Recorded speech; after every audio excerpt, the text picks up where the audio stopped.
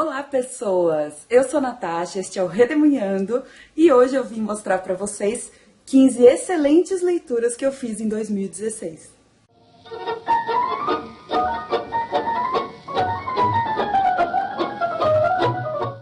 Como vocês podem ver, estou inaugurando um cenário novo, então isso ainda é um teste. Eu vou ver como é que fica a luz, eu sei que não está a melhor do mundo, mas tudo bem. O som também. Eu acabei de mudar de apartamento, finalmente eu saí lá da casa da minha avó, que eu adoro, mas já estava na hora de eu vir com meu marido pra gente ficar no nosso apartamento. Então me desculpem se o som não estiver tão bom, nem a luz, mas aos poucos eu vou ajustando isso, tá? Então hoje eu vim fazer esse vídeo de 15 excelentes leituras que eu fiz em 2016. Esse é um dos vídeos que eu mais amo fazer. Aliás, os próximos vídeos são vídeos que eu adoro. O próximo que vai sair são as 10 melhores leituras de 2016. Porém, é muito difícil escolher só 10. Então eu acho que eu preciso indicar mais coisas para vocês, porque eu li muita coisa boa esse ano e eu não posso deixar de fora. Esses aqui eu escolhi como leituras excelentes, mas que não viraram favoritas de todos os tempos. Vamos lá, começando lá no início do ano mesmo, eu li A Sexta Extinção, uma história não natural, da Elizabeth Kolbert, pela editora Intrínseca. Esse foi o primeiro livro que eu li para o grande desafio do Culto Booktuber, que tinha que ler, foi o meu desafio, aliás, eu tinha que ler um livro de não ficção. E eu li esse daqui, que ganhou um prêmio Pulitzer. É um livro que fala sobre as grandes extinções em massa que ocorreram no planeta Terra, inclusive a dos dinossauros, e dizendo que o ser humano tem grande parte na sexta extinção que está por vir por aí. Então, fala bastante sobre mudança climática, fala sobre o papel do homem, a responsabilidade do ser humano nas mudanças climáticas que estão ocorrendo, e foi um livro que eu gostei muito. A maioria desses livros tem vídeo aqui no canal, eu vou deixar aí na descrição todos para vocês, tá bom? Porque não vão caber todos nos cards aí em cima. Depois eu li mais um de não ficção, na verdade foi uma releitura, A Corrida para o Século XXI, do professor Nicolau Shevchenko, pela editora Companhia das Letras. O subtítulo desse livro eu adoro, é No Loop da Montanha-Russa, porque é como se a gente estivesse vivendo um tempo de, além de aceleração, que é o que acontece no loop da montanha-russa, um tempo de ponta-cabeça e um tempo de mudanças muito grandes, né? Esse livro faz parte de uma coleção chamada Virando Séculos. Na verdade, vários historiadores foram convidados a escrever sobre a virada dos séculos. E esse daqui é do ano 2001, né? Da virada do século XX para o século XXI. O Nicolau Shevchenko foi um professor absolutamente incrível. As aulas dele eram de babá, assim, e ele escreve super, super bem. Esse livro é fininho, ele é menor. Deixa eu pegar para vocês compararem com o da Elizabeth Kolbert, ó. Ele é menorzinho, tanto em finura, né, quanto em tamanho mesmo. E ele faz um panorama dessas mudanças que a gente assiste no início do século XXI. Ele fala sobre as acelerações dos ritmos, ele fala sobre as máquinas, ele fala sobre a sociedade, como é que o pensamento também se acelera com tudo isso. Fala sobre questões econômicas e é muito, muito bom. É super acessível, super confiável, porque foi escrito por um enorme historiador. Ele é uma pessoa muito grande, muito do bem e muito rigorosa em termos historiográficos. E eu acabei de ver aqui que tem uma dedicatória dele, um autógrafo também. Eu lembro que eu pedi para ele, né, autografar para mim, 2007. Então, é muito bom ter esse livro nas mãos de novo. Esse livro cai bastante em vestibular. Geralmente pega um trecho do livro e pergunta alguma coisa embaixo a respeito, sei lá, do contexto histórico e tal. Depois, um livro que eu li para o Leia Mulheres, que foi uma grata surpresa, Olhos d'Água, da Conceição Evaristo, pela editora Palas. Não conhecia a Conceição Evaristo, que é uma mulher maravilhosa, também autografou o livro. E esse é um livro de contos, que tem personagens negros como protagonistas. A Conceição teve uma vida muito simples, então ela retrata isso super bem. O que eu mais gostei foi ver tão poeticamente a voz de uma mulher negra e pobre sendo retratada em contos ficcionais. É uma coisa muito difícil da gente ver. É um livro que tem muita, muita qualidade. Eu recomendo para quem puder, um livro fino, de contos que você pode parar a qualquer momento. E é um livro super caprichadinho, a diagramação tá boa, ele é todo em azul escuro, não sei se vai dar pra ver, a cor da fonte é azul escura. Depois vem um calhamaço, porque a gente nunca sai ileso dos calhamaços, não é verdade? E eu trouxe aqui para mostrar para vocês Os Miseráveis, do Victor Hugo. Lembra que são em 2 volumes, esse daqui que eu li, né, que é uma edição da Kozak Naif. Cara, foi muito prazeroso ler Os Miseráveis.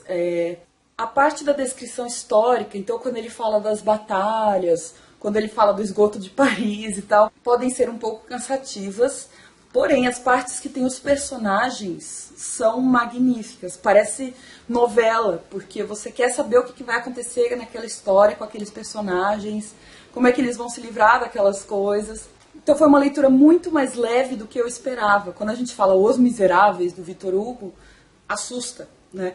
Que não foi o que aconteceu durante a leitura. Foi incrível. Eu recomendo para quem gosta de boas histórias e bons personagens. O Jean Valjean é um dos melhores personagens da literatura. Ele é aquele tipo de herói que você fica torcendo por ele o tempo todo. Depois eu li O Papel de Parede Amarelo, da Charlotte Perkins Gilman. Esse eu li para o Grande Desafio do Culto Booktuber. Depois também foi lido em Leia Mulheres. O Papel de Parede Amarelo é praticamente um conto também, ele é bem pequenininho, a diagramação é bem espaçadinha, é grande, e ele é escrito na forma de um diário. É uma mulher que está enlouquecendo, na verdade ela tem alguma condição psíquica que a gente não sabe direito qual é, se é depressão, se é transtorno bipolar, e ela escreve esse diário escondida do marido dela, e meio que contando a vida dela, só que você percebe a evolução dessa condição psíquica dela. Então ela vai enlouquecendo e você vai percebendo pela escrita que ela está enlouquecendo. E tem gente que considera inclusive esse conto um conto de terror psicológico. Nessa edição aqui da José Olímpio, a gente tem um prefácio e um pós-fácio escritos por 2 especialistas. E elas contam muitos dos traços feministas que essa obra apresenta. Mesmo sendo uma obra do século XIX, ou seja, muito no início ali do movimento feminista, né? Mas você percebe traços, na verdade, de denúncia de machismo numa sociedade em que isso é tudo considerado normal. O marido proteger demais a mulher, na verdade, mantê-la numa espécie de cárcere privado, com a desculpa de protegê-la, enfim. Bom, tem muita coisa para discutir nesse conto, um conto tão pequeno, com tantas nuances para a gente poder discutir. Depois eu li Rebeca, da Daphne du Maurier. Eu descobri que era um super best-seller na época que ele foi lançado, na década de 60, da editora Abril, e eu li para o Leia Mulheres. O tema do mês era livro de mistério, e eu fiquei meio, bom, sei lá, um livro esgotado, né, porque ele não é reeditado, esse daqui eu comprei em sebo. Fiquei meio desconfiada, mas eu gostei bastante, tem essa questão do mistério, também é um pouco psicológico. É uma moça simples que se casa com um cara muito rico, e esse cara muito rico, ele é viúvo. A esposa dele morreu há 1 ano, mais ou menos. E era uma mulher extremamente admirada, extremamente dona da casa, da mansão onde eles moravam. E essa moça simples, ela não sabe lidar com tanto de empregados, com essa casa super luxuosa. Então essa moça acaba percebendo a presença da Rebeca, que é a mulher que morreu, a presença da Rebeca o tempo todo. Dentro da casa, dentro da cabeça dela, por isso que se torna também um mistério. Eu fiz um vídeo bem legal comparando esse livro com um livro de uma brasileira, Carolina Nabuco, porque o Rebeca foi acusado de plagiar o livro A Sucessora, da Carolina Nabuco. Então, se você quiser saber mais sobre isso, vê lá o vídeo, que eu gostei muito das 2 leituras. Fora que é muito legal saber que a gente tinha uma escritora brasileira escrevendo daquela maneira naquela época, né? Então dá muito orgulho. Depois, outra ótima leitura que eu fiz foi uma leitura de parceria com o grupo editorial Record. Eu li Amantes, Uma História da Outra, da Elizabeth Abbott, pela editora Record. Esse livro Amantes é grandão, esse sim é gigante, e ele traz histórias de várias mulheres que foram amantes ou concubinas em vários lugares do mundo, em diversas situações, e para mostrar um pouco o lado dessas mulheres, porque em geral a gente escracha totalmente as amantes e ponto final. E a gente percebe pelo livro que que muitas vezes tornar-se amante ou concubina de alguém, de um cara, era uma estratégia de resistência das mulheres dessa época. Porque elas não tinham as mesmas oportunidades que a gente tem hoje de sair para trabalhar, de ganhar o nosso próprio dinheiro. Então era um pouco o recurso de resistência que elas tinham para se manter vivas, para se manter bem. Então eu gostei muito dessa leitura, foi bem surpreendente. É um livro acessível, ele perpassa vários momentos da história em vários lugares diferentes, inclusive, por exemplo, China e Japão, que a gente encontra pouca coisa sobre a história desses países, pelo menos aqui no Brasil, né? Então eu acho que vale muito a pena se você se interessa por uma história das mulheres e por uma história, assim, acaba sendo também um pouco de curiosidade, sabe? Mas eu gostei muito. Outro que eu li para o Leia Mulheres, daí a gente vê o quanto os clubes de leitura são produtivos, né? Porque a gente acaba descobrindo muita coisa que talvez a gente nunca lesse. Então o próximo livro é o Outros Cantos, da Maria Valéria Rezende, pela editora Alfaguara. Maria Valéria é vencedora do prêmio Jabuti com o romance 40 Dias, que eu ainda não li. Mas o Outros Cantos eu achei muito bonito. É um livro de uma moça da cidade que vai para o campo. Na verdade, o campo é tipo um sertão isoladíssimo. E lá ela descobre muita poesia e também muita resistência por parte dessa população. É uma população que trabalha o tempo todo, que sofre com muita carência, muita carestia de produtos, de água, mas ela percebe que isso é um outro modo de viver. Não é um modo errado, não é um modo pior, talvez pior em termos de conforto, mas também é um modo bonito de se viver, sabe? Eu achei um livro bonito. Quem puder, leia, a escrita da Maria Valéria Rezende é muito bacana.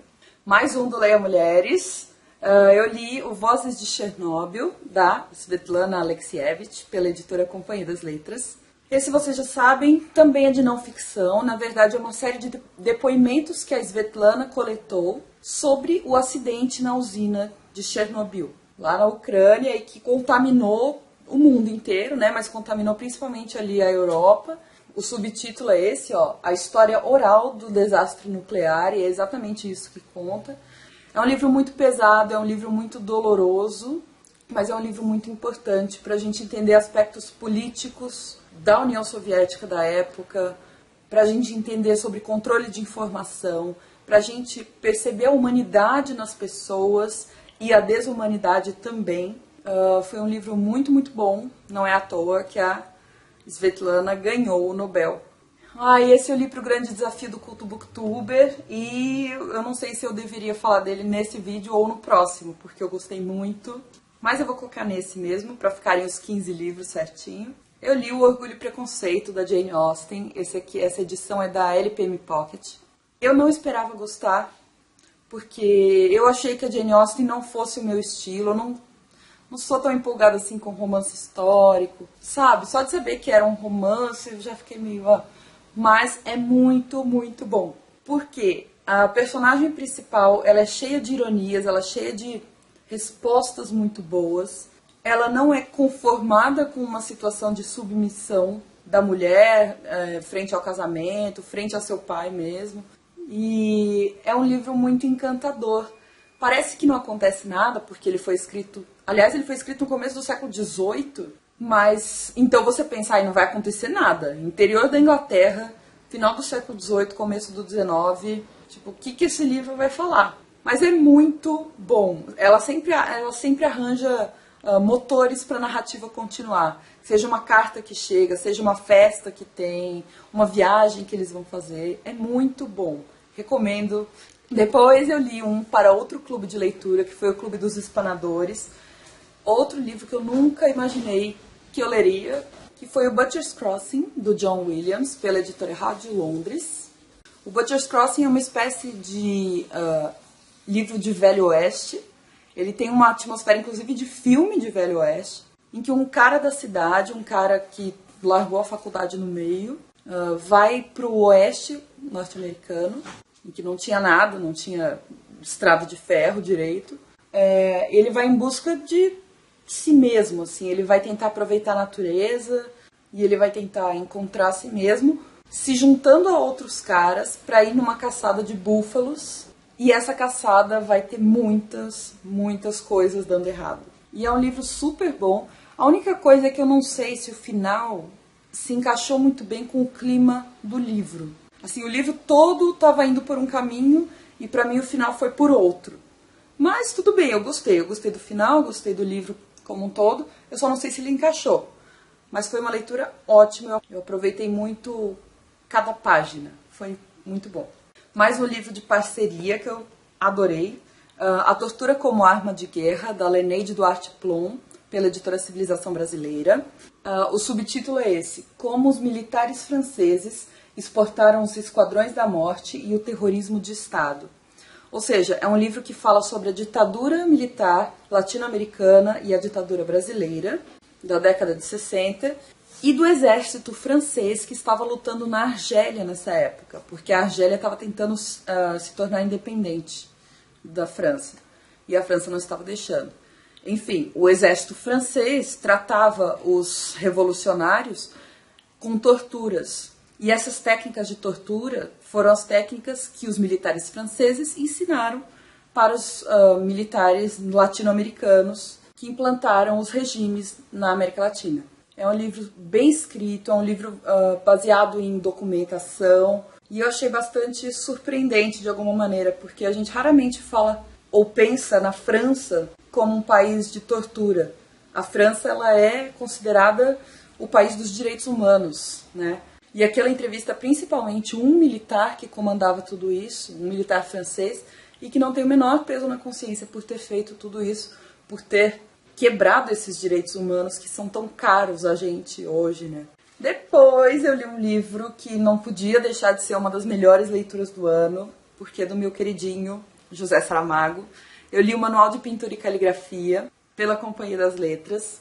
Esse livro eu tirei no sorteio da Roleta Russa, e foi o livro bom, que eu coloquei o livro de alívio, então eu dei muita sorte por ter tirado. E ele faz parte do meu projeto Todo Saramago, que esse ano eu só li um, porque eu comecei o projeto já no segundo semestre.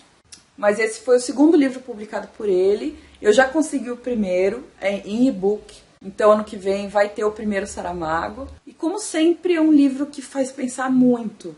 Não é um livro fácil, eu não recomendo as pessoas começarem o Saramago por esse, porque é um livro parado, é um livro reflexivo, apesar de ser excelente. É um cara que é pintor e ele está tentando escrever, por isso o Manual de Pintura e Caligrafia. Mas aí no meio existem umas crises pelas quais ele está passando. É ótimo, é ótimo. Outro de parceria foi Os Reis do Sol, do Stuart Clarke, pela editora Record. Os Reis do Sol é um livro de divulgação científica também. Vocês estão vendo como eu amo livros de não ficção, né? Ele fala sobre um astrônomo amador que na Inglaterra vitoriana começou a pensar muito sobre o Sol e como a academia reagiu a tudo isso, a todas as descobertas que ele fez junto com outras pessoas, os métodos que eles usavam. Lembra que a instrumentação era muito diferente da instrumentação que a gente tem hoje, bastante mais precisa. A guerra de egos, então muitas vezes uma pesquisa científica muito promissora que é abandonada porque ou não tem financiamento ou a academia não acredita naquela pesquisa. Então esse livro traz uns pensamentos muito bacanas para o leitor, sabe? Se você se interessa por ciência, por física, por astronomia, recomendo muito a leitura dos Reis do Sol, do Stuart Clarke.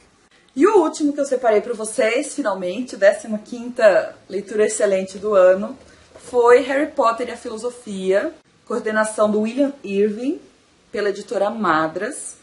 Obviamente, só recomendo para quem gosta de Harry Potter, tá bom? Aliás, eu fiz uma tatuagem, olha só, As Relíquias da Morte. E eu também só recomendo para quem gosta de filosofia. É uma série de artigos que falam sobre o universo de Harry Potter de um ponto de vista filosófico. Gostei muito, muito, muito mesmo. Traz temas que eu nunca tinha pensado, aprofunda temas que eu já tinha pensado, mas achei que eram mais superficiais. Então, foi muito bom lê-lo, e eu quero ler o segundo que eu já tenho, a edição definitiva de Harry Potter e a Filosofia. É isso, gente. Essas foram as 15 excelentes leituras que eu não podia deixar de recomendar para vocês. O próximo vídeo serão as 10 melhores leituras de 2016, que entraram para os favoritos, inclusive. E eu espero que vocês tenham gostado. Deixa um joinha aí embaixo se você curtiu. Me conta quais desses você tem mais vontade de ler e se você já leu algum deles. Se você teve a mesma impressão de encantamento que eu tive. Tá bom? Um beijo e até o próximo. Tchau!